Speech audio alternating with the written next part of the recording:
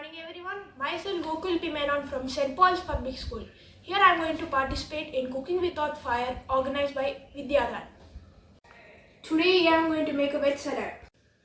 For that we need chopped vegetables like carrot, cucumber, cabbage, tomato, chili and some yogurt and powders like salt and pepper.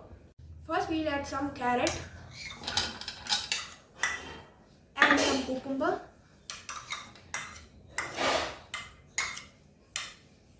and cabbage and tomato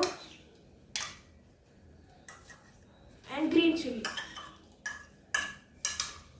Then mix it well.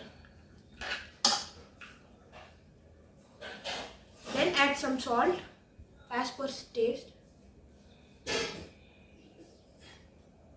and some pepper. Again mix it well.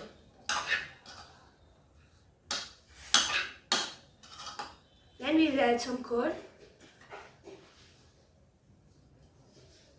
and mix it well.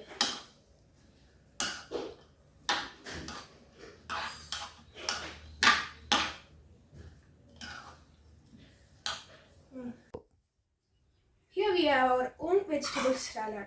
Stay home, stay safe. Thank you.